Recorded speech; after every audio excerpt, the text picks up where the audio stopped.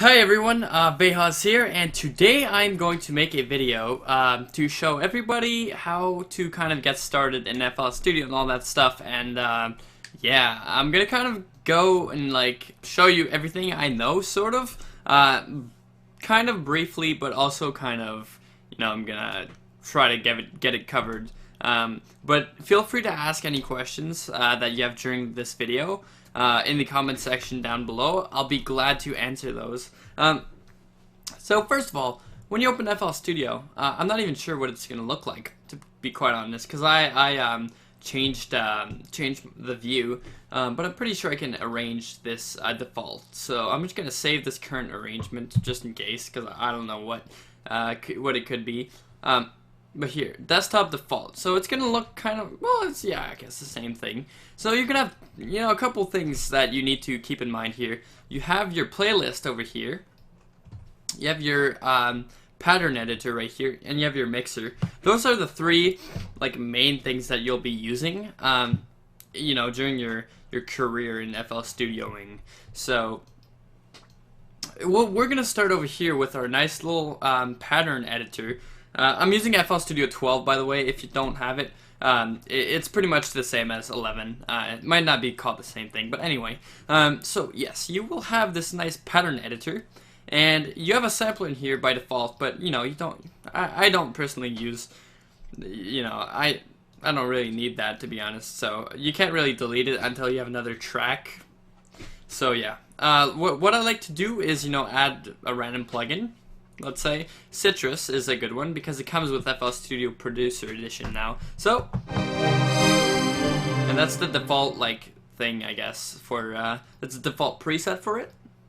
This is just a sine wave. Pretty cool. So yeah, that's how you load a plugin. Just click the plus button right here and select it or whatever.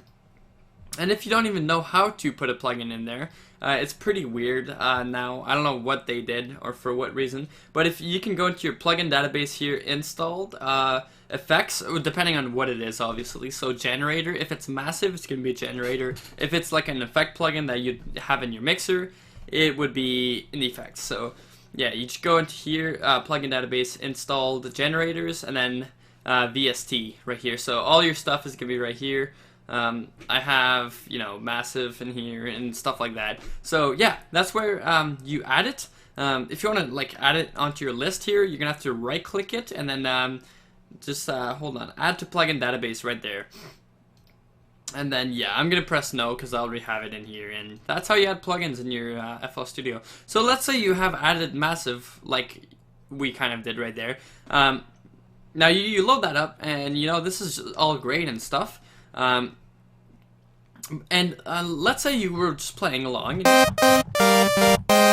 and you decided you want to do a little pitch bend, something like that goes like, doo, doo. That's really bad. Anyway, well, you're going to have to edit this up here. This is the pitch bend range that kind of lets you edit, is it going to go up like 12 or down 12?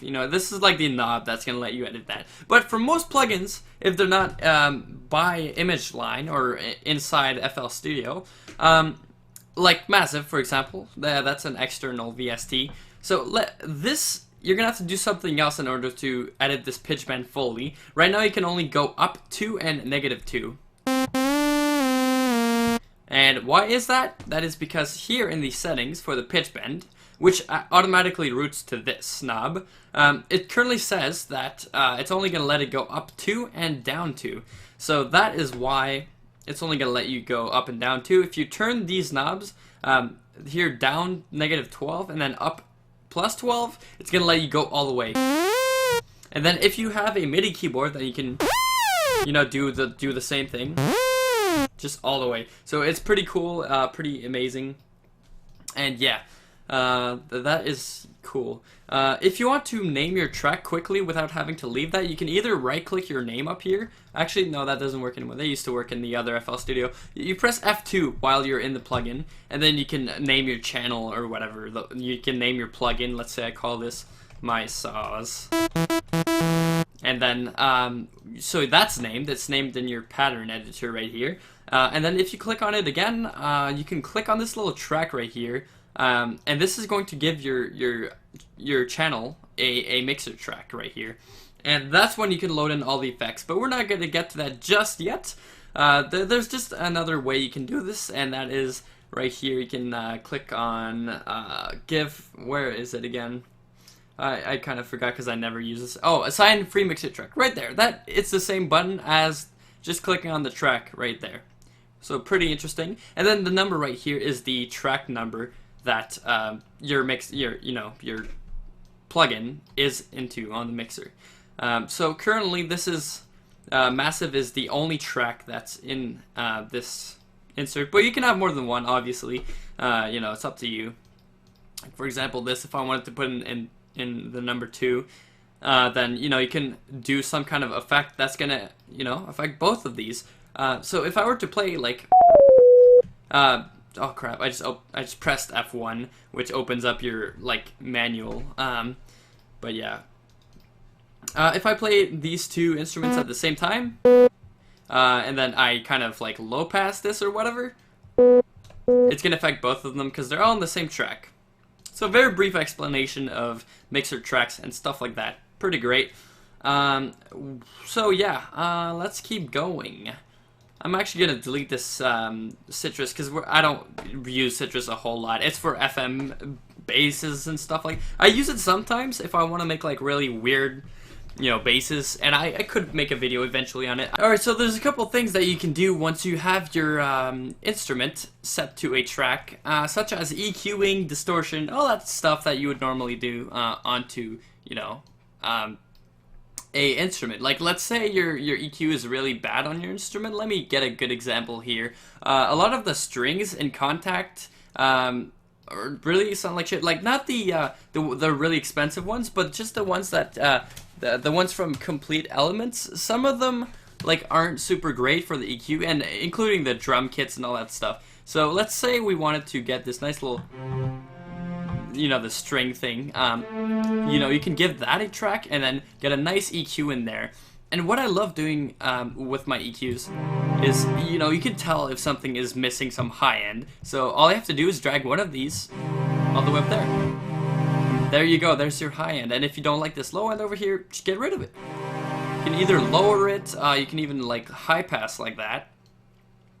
What I do is actually high pass and order step 8, which this makes it really steep, and then if you scroll down right onto this little thing, it's gonna bring it back up to level, so that there's no like lack of resonance or whatever.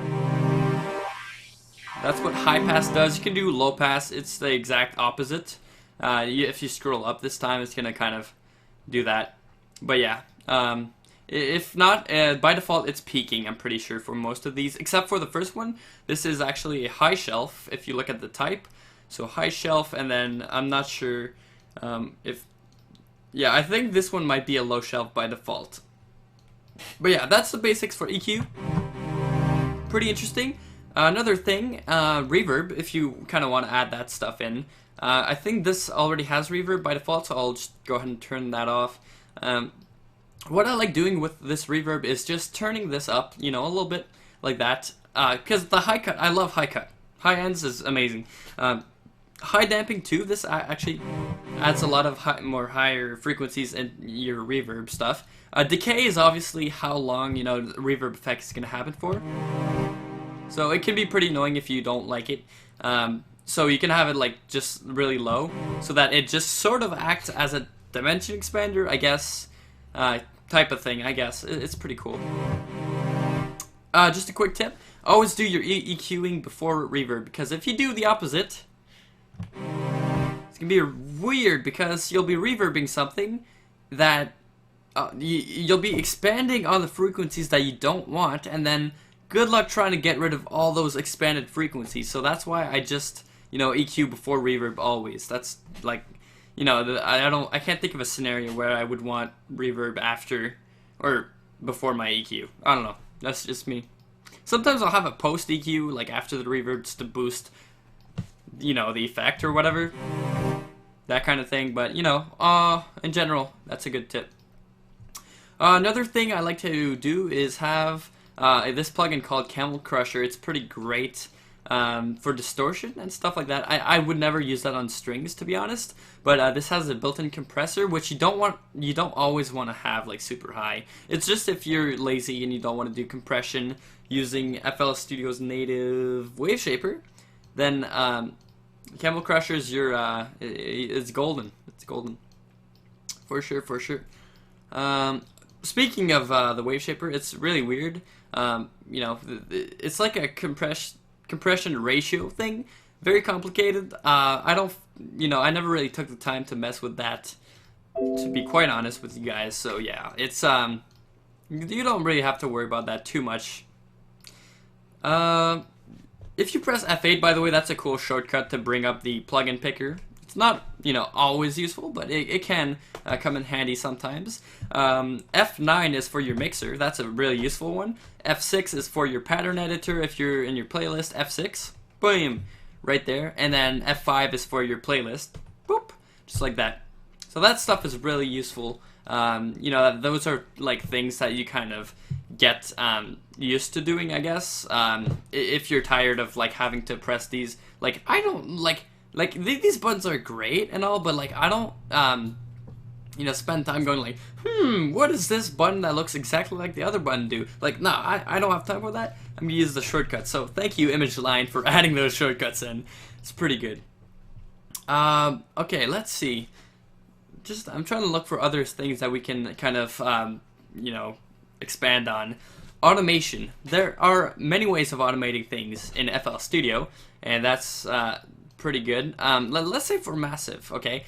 Massive is an external plugin, so any type of automation that we're going to do with Massive is going to be true for every plugin, pretty much. So, like, it is the concept that if you move a knob, you can go up here into Tools, Last Tweaked, Create Automation, and that way you can draw an automation for this specific knob. And same thing for these macros right here. If you want to move one of these macros, I'm just gonna like route this macro to something like the pitch of this go up 12. So if you want to automate this to make it go like, all you have to do, move this knob a little bit. It's called tweaking it, and then you go up here, you know, last tweak, create automation. Now, one warning that I have to give you when doing this is that whatever position that, you know, this knob is in whenever you move it is going to be the, hold on, what term do they use? Is the initial position for when the song starts. So let's say you created your automation at this spot, you know, you left it there, created automation. Every time you're going to start the song and there's no automation clip playing, I'm going to do an example right now. It's going to be at that position. Literally, it's going to start at that position instead of there, which you would typically want it to be. So if you happen to do that by accident, that's okay. You can actually go up here, current project, patterns, initialize controls, and delete that. That is actually says macro 2, massive 2, which is macro 2, pretty much. So if you delete that, there's no more initial, you know, position for this specific knob. If you have no idea what I'm talking about, that is fine. You will eventually when you know, create automation clips for this, and then you'll be like, oh, okay, I know what he's, I know what he's talking about. Okay, so now for tracing automation. Before we get to that, actually, there's one thing I want to show you guys is the piano roll, which is really, really cool. It's actually one of the best piano rolls, I think, for DAWs, is what I heard. I don't know. But the piano roll for FL Studio is pretty great. You know, you can do your nice little... You can do your nice little chords here. And by the way, if you want to switch between playing back through your playlist and your pattern, you actually have to click this button up here. So if this is not selected, it's going to play the playlist, and if it is selected, it's going to play your pattern. So yeah, that's pretty useful. That's if you want to just like edit your pattern itself. I use that a lot. Then you know, you do your nice little chord here. And there's multiple things you can do over here. You can edit this velocity, which is typically the intensity at which you're playing the note. By default, Massive doesn't have a velocity thing, but you can have Massive to do that by going into here. There's a little macro control velocity. Just link that right to the amp, and then that way you'll be able to do your velocity, and it's gonna directly modify the amp of Massive. That's pretty useful. You can have like different velocities per note. So as you can see, this current note is lower in velocity, and you just have to move it around and then kind of edit the notes. But if you just press Alt and click, it's just gonna set it back to normal, and you guys can't see it because of my webcam. Alright, so yeah, right here is what I'm saying. The velocity, and if you lower the velocity right here, put it back, it's gonna have that velocity. So yeah, Alt click to place it back. All right, back to the webcam stuff.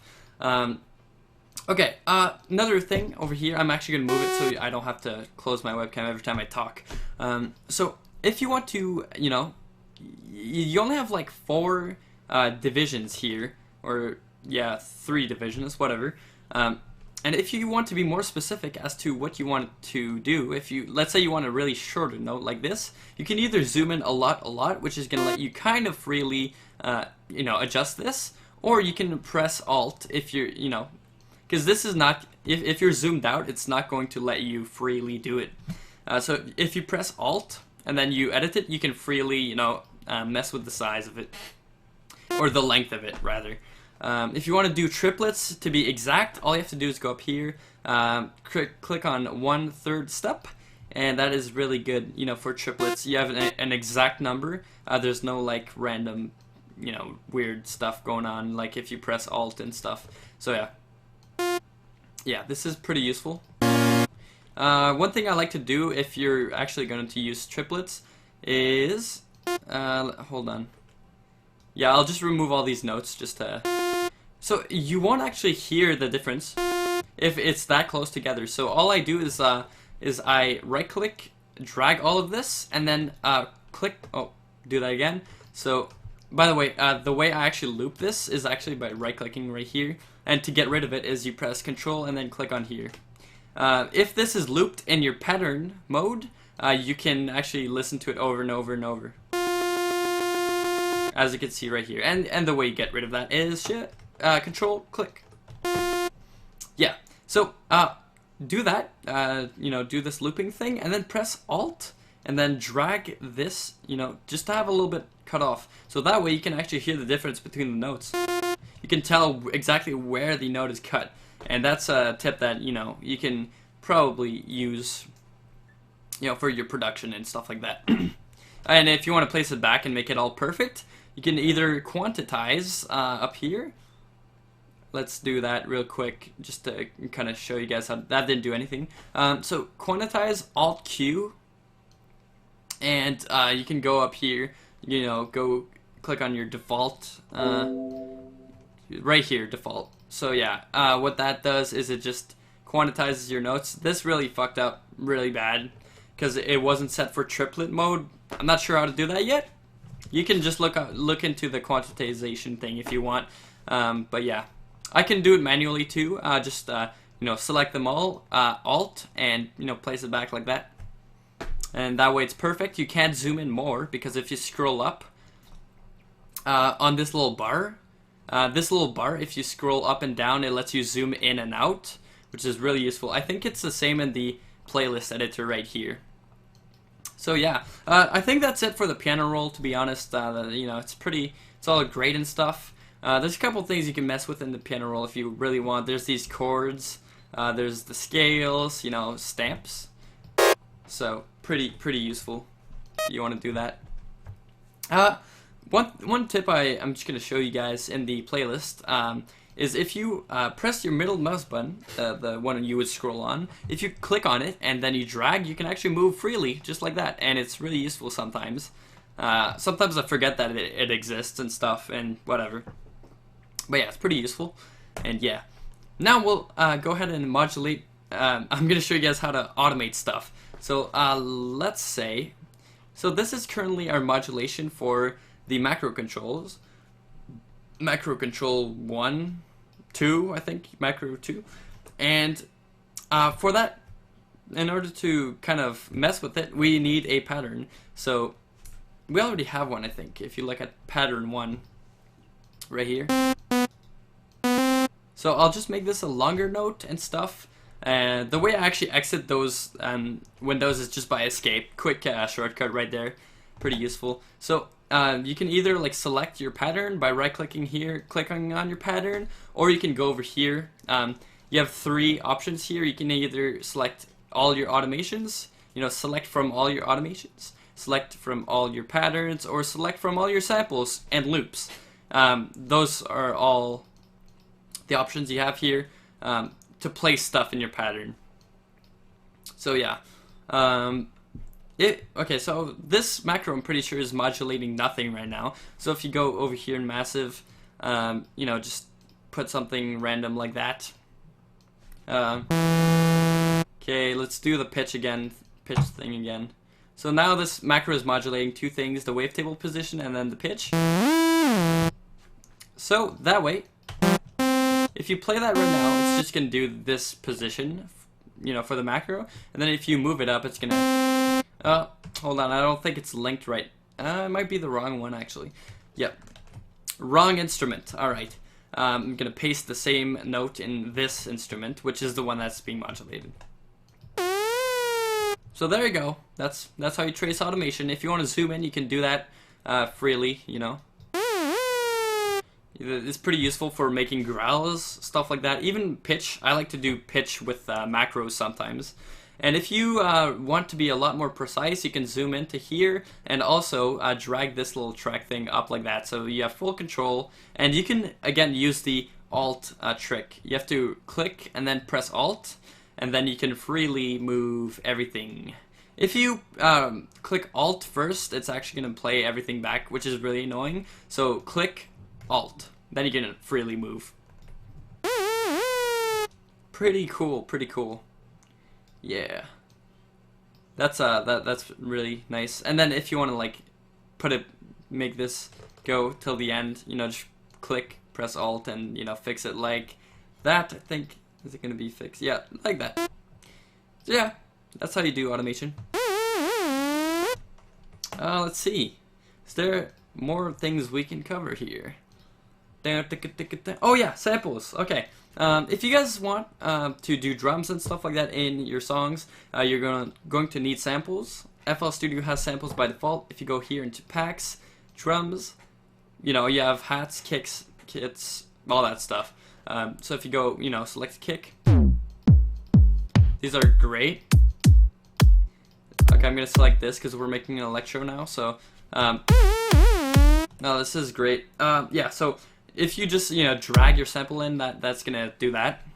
It's gonna let you use your sample or whatever, and then you can kind of do the same thing with the hats. Just drag that in, and yeah, just make a beat or whatever. It's really simple to make a beat. I actually use crap, I almost said Battlefield. Battery 4 for my drum sampling, because I don't personally like doing everything in this, thing right here. So I use Battery 4 for my drum sampling. It's a lot easier and stuff, and yeah. Eventually you'll get tired of the stock samples for FL Studio. So yeah, you're going to want to go into sample packs and that kind of stuff, and I'll show you how to import your sample packs in here, which is what I did. I have all my samples, all of them. Crash, ride, those are only drums. I got vocals and all that stuff. I even made my own samples, which I can make a video on doing in the future. But yeah, what was I about to say? Yes, there's a couple useful buttons up here. The refresh right here, reread. This just refreshes if you made any changes into your folders. It's not going to update right away. You have to click that button. And also, if you have a bunch of stuff open, which is super annoying, you can click this little collapse structure, which is going to close all of them, and then you can go back and find the folder you're looking for. I have like preset folders and all that stuff. I'm pretty unorganized when it comes to that stuff. Anyway, now how do you get your samples and stuff like that in your DAW in FL Studio?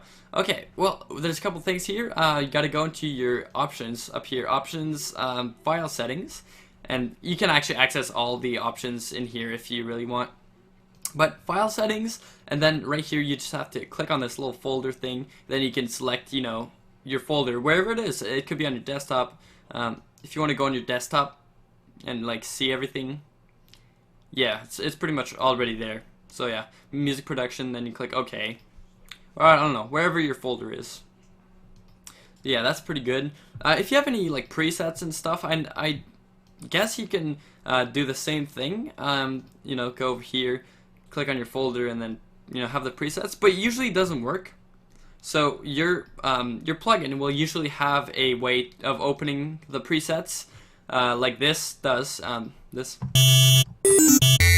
You know, you can open presets in Massive just by clicking that. I will make videos in the future on song arrangement and, you know, more stuff like that. Side chaining, how to make your stuff sound more, I don't know, sound better, I guess. You know, stuff like that I will make videos on in the future. I hope this covered most of the basics for FL Studio. You know, I might cover automation, I mean recording, automation, and even MIDI stuff in the future. So yeah, hope you guys enjoyed this video, and I will see you all later. Have a great day. Peace.